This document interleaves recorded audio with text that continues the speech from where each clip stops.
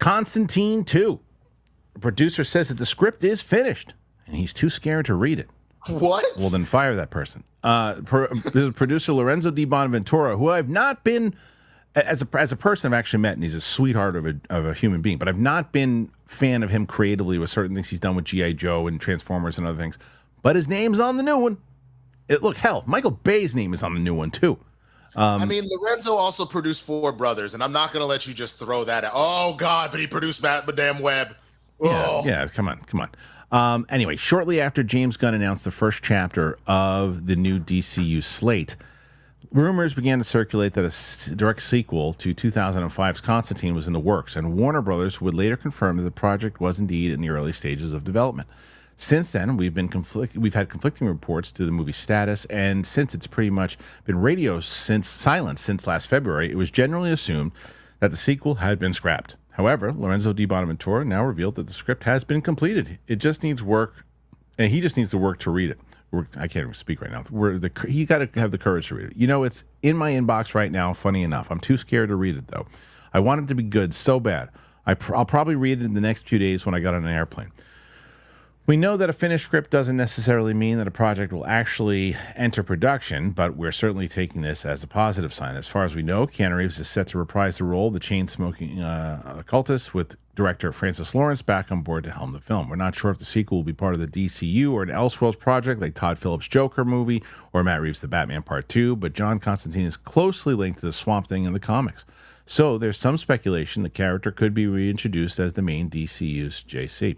The first Constantine received mixed reviews when it was released back in 2005, but despite an Americanized interpretation of the magic wielder and a few more liberties with the source material, fans reacted well to Reeves' take on the anti-hero, and the movie has gained a strong following over the years. How do you guys feel about Reeves returning as John Constantine? Would you prefer if the sequel remained in its own universe or folded into yada, yada, yada? Okay, so there's a lot here to discuss. And the first part is, for people wondering, well, let's just address the thing of they have a script, so that means it's going to happen. They said it themselves. It doesn't mean it. Lorenzo Di Bonaventura could read the script in 2 weeks from now on the plane, whatever plane he's on, and go, this is terrible. This isn't going to work. Real talk, guys. Let me just say, if you don't already know this about the industry, until it is on the screen and you got your check, it's not a thing. Or or at least start they start filming. But even if you start filming, like right. the other thing about that is they could, right? Literally the lesson I learned very early on in this industry, I had booked my first ever pilot early. I was in the industry maybe 2 years, and I was supposed to show up to the table read that week. And the next thing I know, I got cut and replaced by the lead's cousin because he just wanted his cousin to have the role. So he pushed me out. There was another time that I was in a movie. They reduced my role to a line. It happens all the time. So forget a script, forget we started shooting, forget we're in post-production, until that thing is in movie theaters or on a streaming platform, and until money starts flowing freely to trading this product, it ain't a thing. Now, I hope it's a thing because I really like Constantine, and I looked up while you were reading the story, Lorenzo's history, and he feels like one of those average players that you see. He's a big name though. He's been around. He's like the head of Paramount. He's a big dude. Absolutely. Not head of Paramount, but you know what I mean. No. I understand what you're saying, but I mean, sports reference for you and me right now. He feels very like an Eli Manning type situation where sometimes you're like, bro, what are you doing? Yeah, well, he's never. Yeah, but at least Eli had 2 championships. I don't know how many championships he's had, but I know what you're saying. He's Transformers 1. You just said how good it is. He produced that. No. I didn't say. Transformers. This one. I thought you said Transformers. Yes. He is producer on it. So his name's on it.